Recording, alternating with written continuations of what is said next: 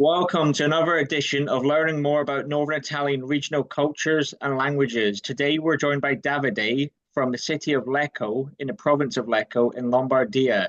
Thank you for joining us, Davide. Can you please introduce yourself and a little bit about where you're from, please? Well, thank you for having me. And yeah, my name is Davide. I'm 34 years old. I'm a teacher. I live in Oggiono, a small town in the province of Lecco, as you said. I'm a teacher, but I also have a lot of interest in the history of my area, my region, but also specifically my area. I like to study it, not just for my work, but also because it's my passion. I have a wife and a son. Yeah, that's it.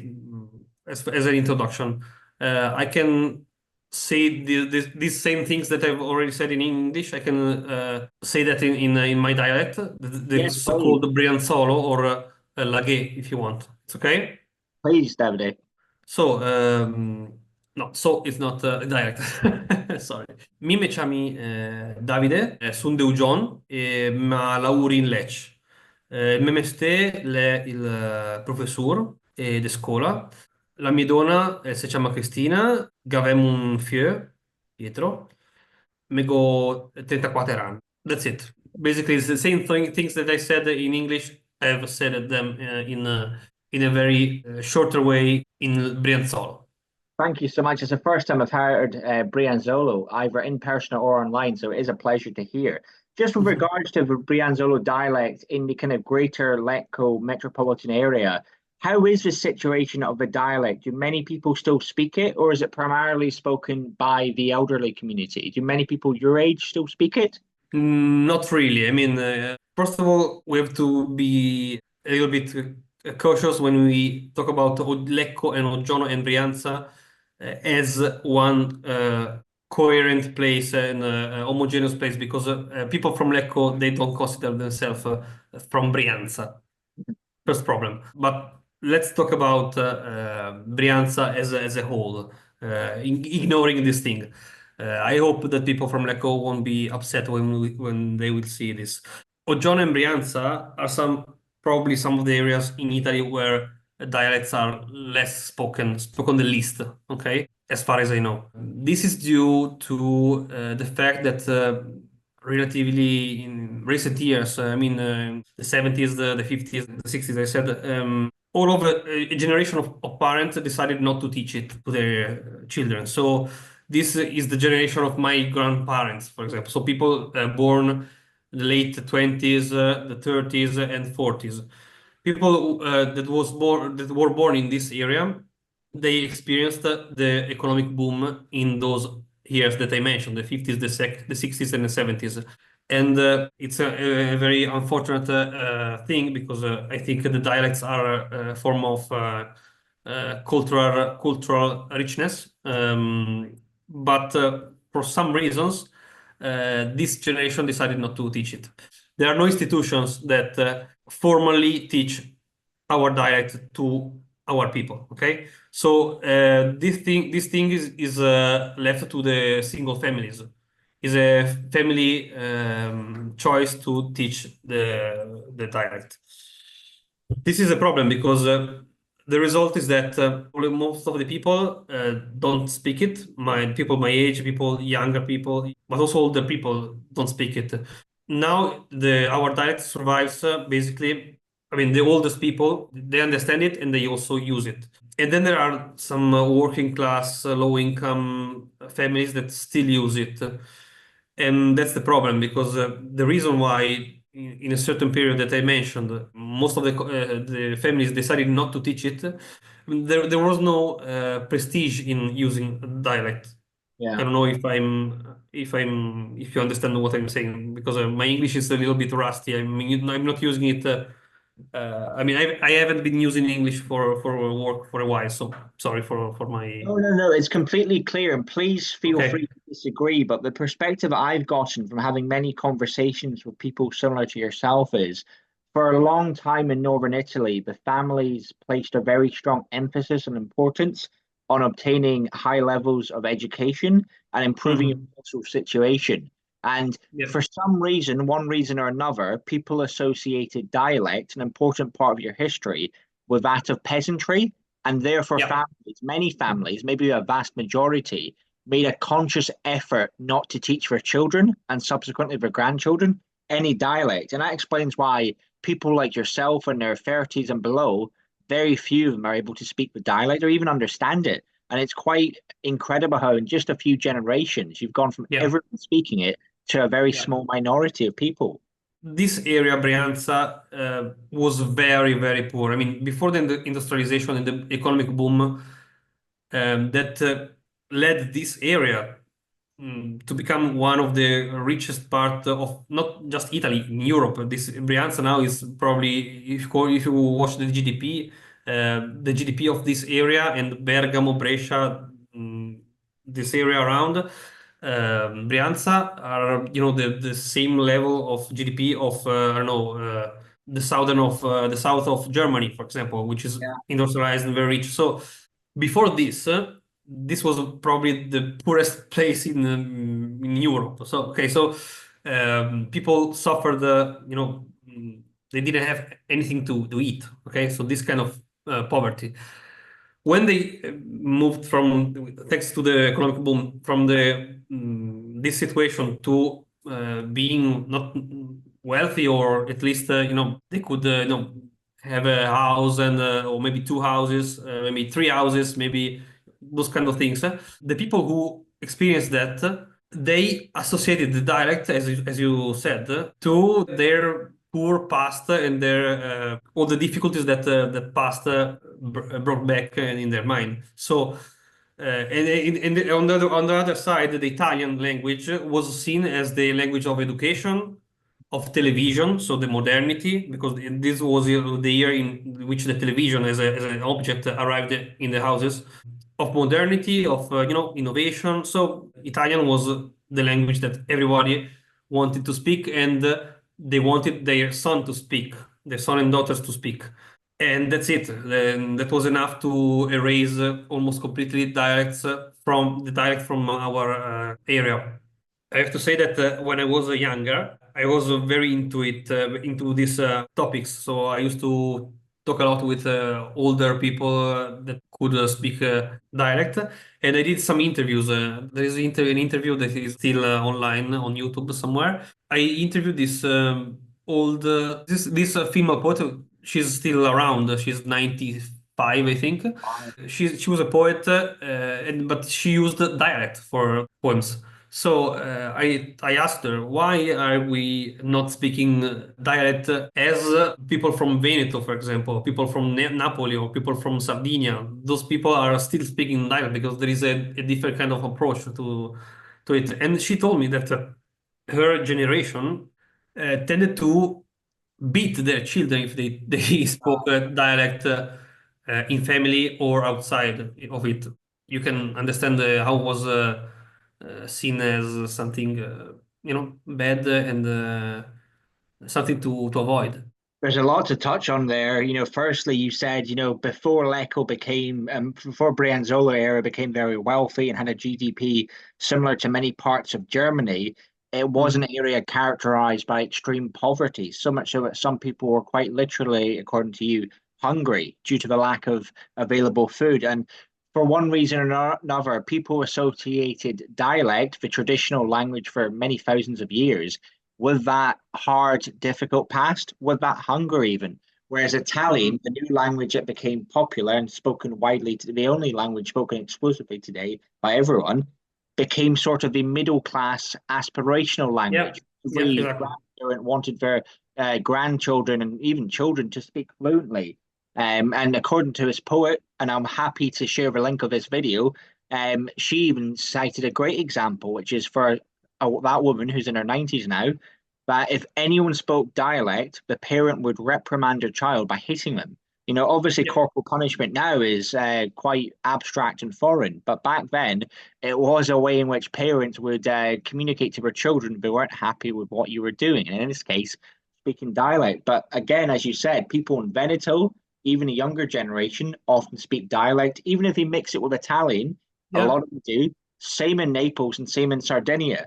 Now, About your previous point, yeah, many areas of Lombardy do not have any institutions to protect the language. It is not recognized by the Italian state. And as far as I know, it's not recognized by the regional government either. And so, Well, there are no institution that teaches it, but there is a sort of recognition of the cultural dignity of the dialects. For example, as an Italian teacher, I usually use some dialect poets of the 19th century in class to teach them, my students, the difference between Italian and dialects. I mean, there are some very famous poets, for example, Carlo Porta, that they wrote in Milanese, so it's another variation of the Lombard dialect. They created some works that are absolutely worth of studying, and they have all the cultural and artistic dignity of, I don't know, Dante and the Divina Commedia, okay? Well, not at that level, but they are still recognized, and the school teaches them, okay? So it's not completely erased.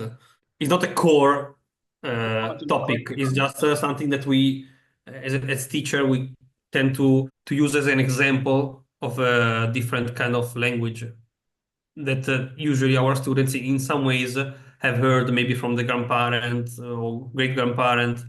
And I have to say that in the 90s, there was a sort of revival in popularity of the dialects also in this area. And this was due to two phenomenon, I have to say. One, political. There was a party that still exists, it's called the Lega, that in those years was very connected to the local traditions in the north, and they were, their political propaganda was linked also to celebrate again the difference, the dialects, all these cultural characteristics of this every single area. And in that period, for example, appeared the signs of the which indicating the name of the villages, the towns, in a double in Italian and dialect. For example, Oggiono is Oggiono in Italian and Ugion or Vugion in Brianzolo. Okay, but it was very political thing. So the left decided that this was a sort of cultural appropriation of the right. So the left that was in theory more linked to the working class decided that the dialect that was more typical of the working class was something, they reiterated the stereotype of the dialect as something that was typical of uneducated people and ignorant people, etc. So this there was a revival for political reason, but also this was a reason for fight against the dialect. So it was positive on one side, but also negative on the other. The second reason why there was a revival in the 90s was because of the success of also commercial success of some singers, local singers here. For example, Davide van der Spross, Loof. yeah. Maybe you already know them because you have been here. And these are singers that they sing basically folk, pop, rock songs. So very American and UK influence. Okay, but with lyrics written in dialects.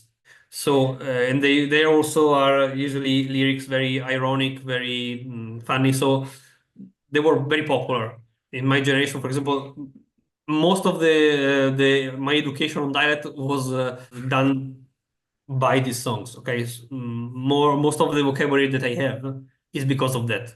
No, thank you for that amazing explanation. And obviously, for anyone who's not read about 1990s Italian political history, I definitely recommend it because there's a lot of going on. There's a lot of chaos, arguably. Mhm. There's a lot of fighting between right, left, and center. And if you watch any documentaries on it, you're definitely not going to be bored. But I think perhaps one of the best ways to teach dialect and languages to people, regardless of what languages and dialects they want to learn, music is the best form of education. young people, yes, they do enjoy learning, but music can really inspire a kind of inner spirit we all have. And so, if there's anyone who wants to promote, the Lombard language, any language, if you can, play some fairly entertaining music, I think that's a great way to go about doing it. And that sort of nicely brings me to the next question, Davide.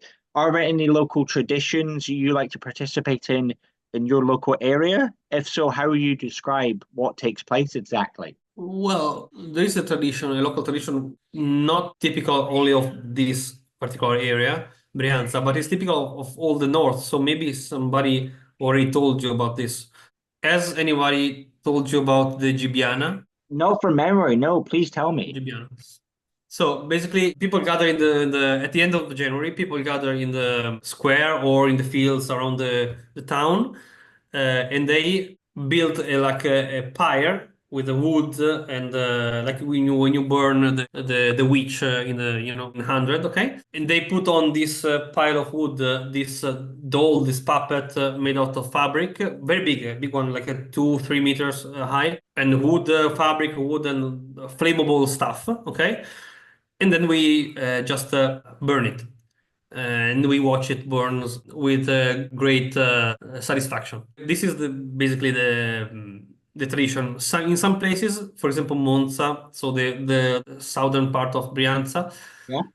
After that, we eat a risotto alla monzese, so a kind of risotto with saffron and sausages inside. Do you have a local meal after participating in this festivity? It's quite interesting. The origin of this festival is it can't be traced back because it's too ancient, because some people say that it's pre-Christian, so pagan ritual that symbolize the end of winter, so end of January, when the climate starts to become a little bit hot. Yeah. It's not spring, but spring is coming. So it's a ritual to celebrate the end. This old lady, because it's a lady, the puppet usually, a sort of witch, represents the winter. Okay, it's an old lady that is the dying winter, and the ashes are the symbol of the new season.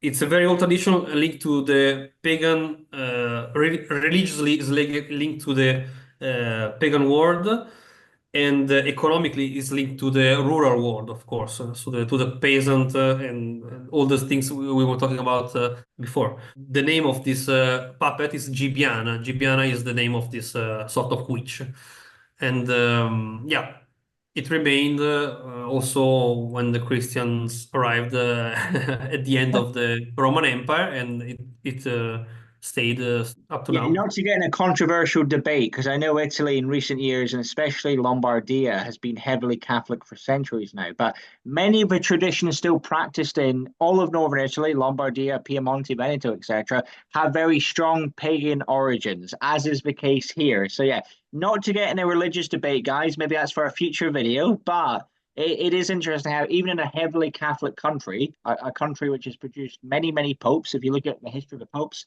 many of them have origins from northern Italy, even the current Argentinian Pope. A lot of the traditions do have pre-Christian origins, even if the origins are a little bit ambiguous. So that's a really fascinating festivity that takes place. I'd love to participate in it myself if ever I'm in the area at the start of the year. But I just want to close by saying, Davide, it's been really insightful having a teacher, someone with a great level of education on today, explaining a lot about the importance of the dialect in the Brianzolo section of Lecco, about how yourself, someone who's very informed, very educated, still places a strong emphasis on a dialect. It's still something that means a great deal to you as a person. And you've also got a wealth of knowledge about the local community. You cited the complicated nature and the complicated beast that is and was 1990s Italian politics. And you also cited a great example of a local festivity, which is really unique in itself, and then nicely finishes off with a local Monza dish, which, yeah, if anyone's been to Lombardy, the first thing you have to do is try some local food. It is fantastic. But I just want to round off by saying it's been an absolute pleasure, Davide. Thank you for coming on. No, my pleasure. I am sorry for my level of English. Not at all. Not at all. And if you want to speak a little bit more about the traditions and the links between the Catholic, the Christian Catholics, and the pagan world, you have I can speak about that for, I don't know, hours. So for another episode maybe. Okay. No, we have to do it. It'd be a pleasure. Let's do that. But thank you, Davide. Thank you. Thank you. Bye. Bye.